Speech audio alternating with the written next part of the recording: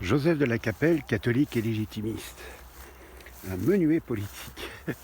il, y a, il y a deux choses que je trouve très intéressantes. Donc j'ai écouté l'interview d'Éric Zemmour avec Léa Salamé et Ruquier. Donc c'était intéressant, c'était bien. Et alors à un moment il a dit une chose très intéressante. Il a dit: mon programme politique, c'est le RPR. Alors je connais plus exactement les termes, mais c'est le RPR avant la trahison de Chirac, quoi. Le RPR était très souverainiste, hein, et puis à un moment Chirac a tourné sa veste parce qu'il fallait être européiste pour être élu. Voilà.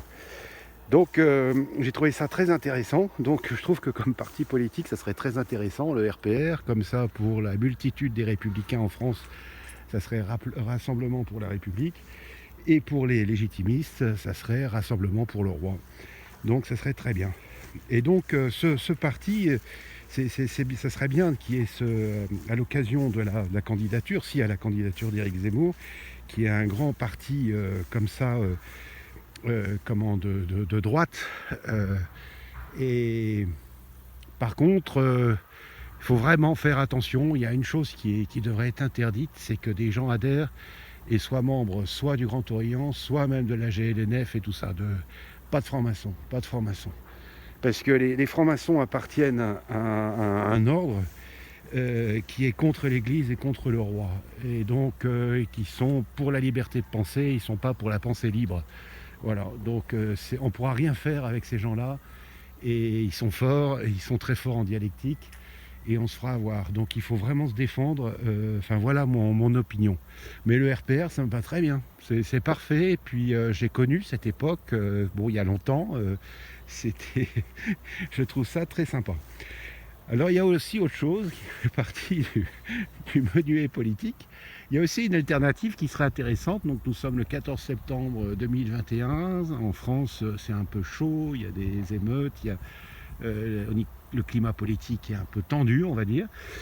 Et ce qui serait intéressant, donc je dis ça à Monsieur le Président, Monsieur Macron, il pourrait très bien changer de gouvernement et prendre, comme ça il serait très probablement réélu l'année prochaine, c'est-à-dire se détacher des gens de droite progressistes et de la gauche progressiste et revenir à la gauche traditionnelle et à la droite traditionnelle.